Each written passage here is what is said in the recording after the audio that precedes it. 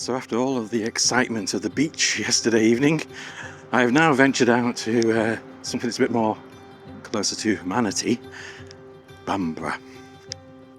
To say that I'm hyper conscious of the fact that I look like a complete plonker with this camera and vlogging in open. I'm just at the foot of Bamburgh Castle, on what appears to be recreational ground. Seems to be, I'm not quite sure, there's a bowl, there's actually, that's croquet, isn't it? It's croquet they're playing over there. Not entirely sure what that is. There's a pavilion over in the distance. Could indeed be cricket ground. In fact, I've put my money on it. So I was warned by my neighbours staying in the cottage just behind mine, lovely couple from Coventry. They were here yesterday and they said there was scaffolding up at the back of the castle, which I presume that's the back, and they were looking at the side here. But there's always a shot if you're prepared to get the right angle.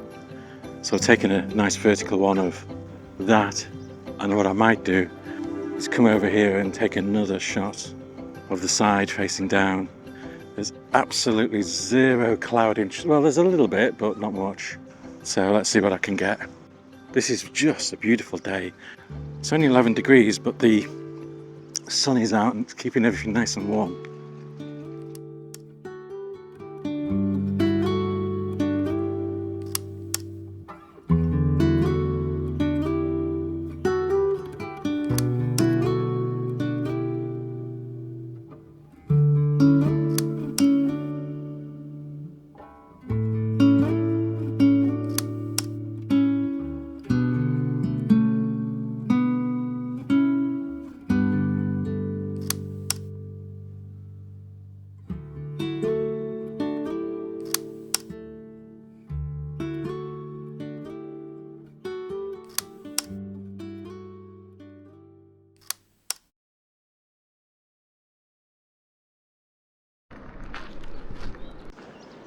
I think another telltale sign that this was a cricket ground, or is,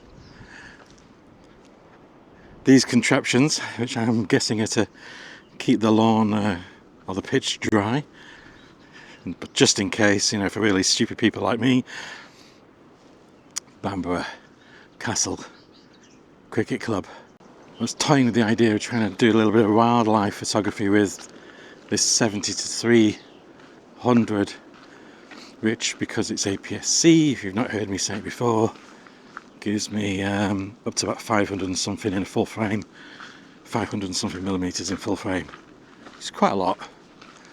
So I'm heading to the beach. I have got Wellingtons in the car, so why I'm coming to the beach without Wellingtons is another, but this is beautiful. Look at that. Very nice, lovely sand dunes.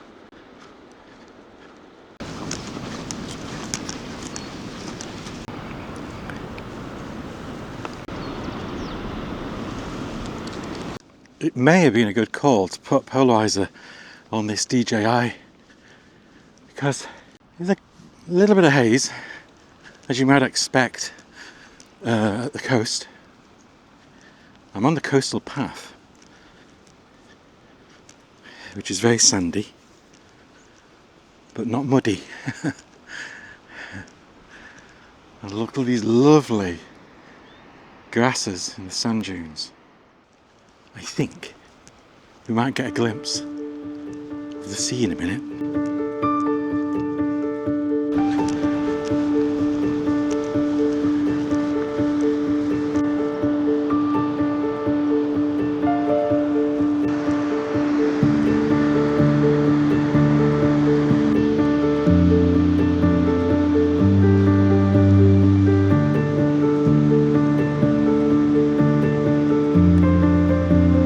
It's not exactly crowded, but there are people on the beach. It is a spectacular beach. It looks lovely. Remember, handheld. There's quite a few subjects to take a photo of, including the castle. You see a lighthouse. I can see Linda's farm over there in the distance. I think that's also another lighthouse. I'm not quite sure Not quite sure what that is. It looks like another lighthouse, to be honest with you.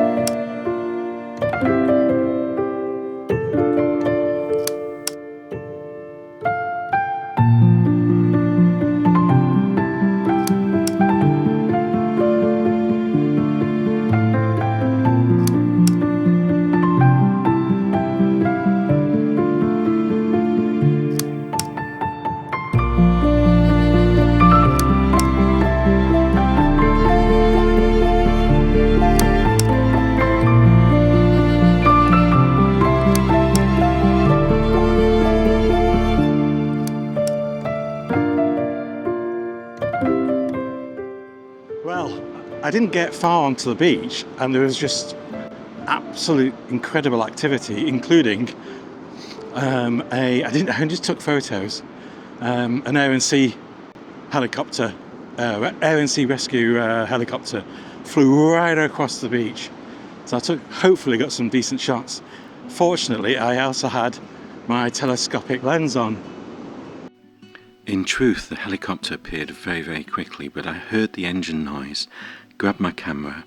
I didn't even switch to shutter priority, I was still in manual, but I had the sense to increase the shutter speed to 640th of a second. And I didn't even flip it into continuous shoot mode. It was still in single shot mode, so I was taking repeated shots, handheld. But the helicopter flew directly over me, so I couldn't really complain. And this final image with the helicopter flying off into the distance, but it sets it in context. And I just love the colours of this beach. The colours and the light that day were just incredible. Certainly is captured through this telescopic lens. And it just finished that sequence off so nicely. There's a sailing boat just a little bit further out, which I've managed to snap a few times.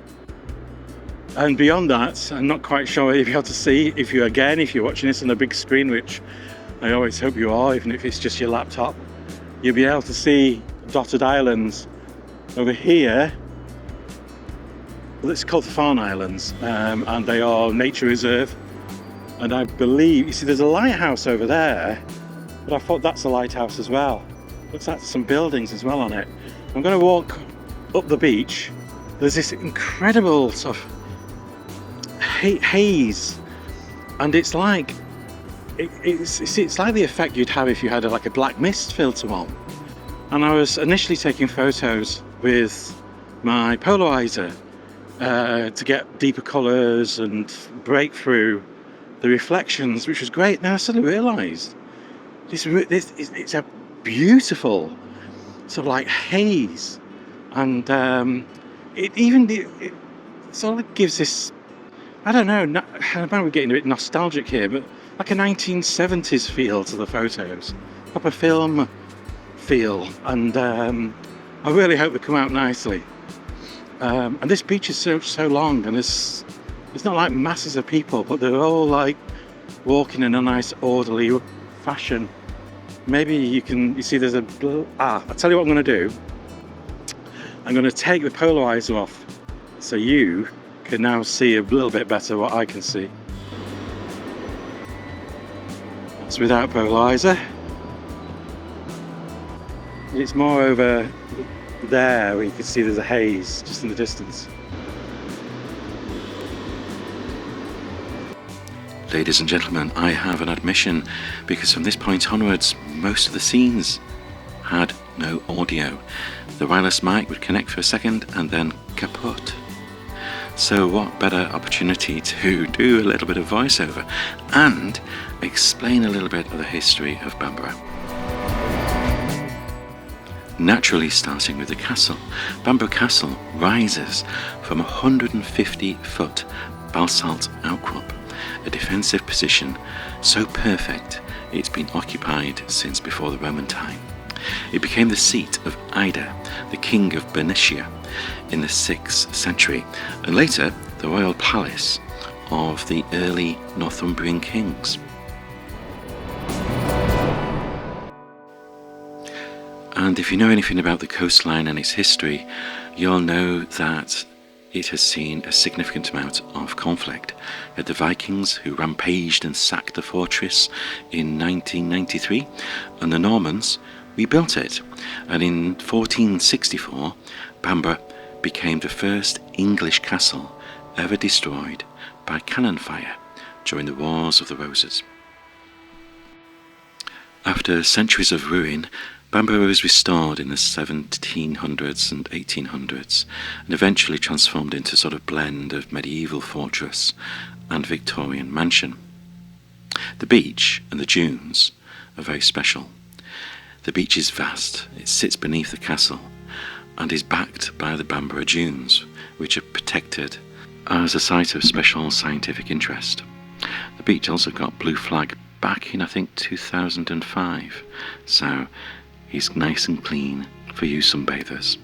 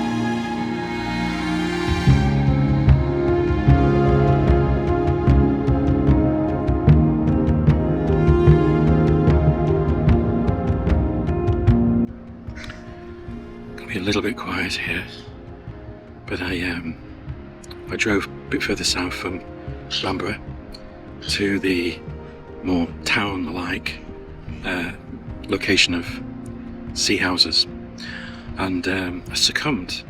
So I've broken a 6-month diet and had a fantastic fish and chip supper from one of the cafes here, the Neptune Fish and Chip shop, or fish and chip restaurant.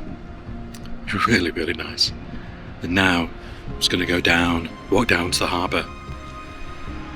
There's the harbour. Yes, indeed, there's the harbour, but unfortunately no microphone again. So, Sea Houses Harbour is officially actually called Northumbrian Harbour, and it began many, many years ago as a simple wooden jetty. Today it's a very, very busy working port. It sends thousands of visitors out towards the Farne Islands. Watch the next but one episode, because I'll be going myself. But it also has fishing boats, dive charters and wildlife tours. They all launch from this small but vital little harbour. It was once a vital shelter for fishing vessels because the coastline around there is very, very exposed. This provided a perfect shelter. It also was one of the main centres of the English herring fisheries, and the harbour grew because of that. And because of its safe haven, it was called Sea Houses, and that eventually grew to become the name of the town that surrounds it.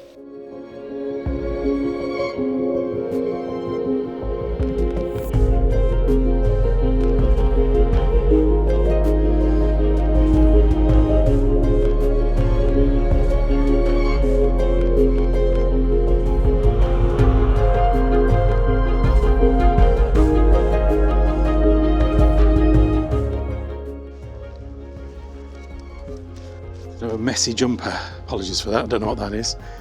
Well, I've had a fun day. It's been great visiting Bamburgh. I might certainly go again. And also sea houses in the early evening. It's quite sleepy. It's a Monday evening, but I had a fantastic fish and chips. Well worth breaking my 6-month diet. I highly recommend Neptune Fish Restaurant. Clouds coming in. I think tomorrow is going to be, cloudy.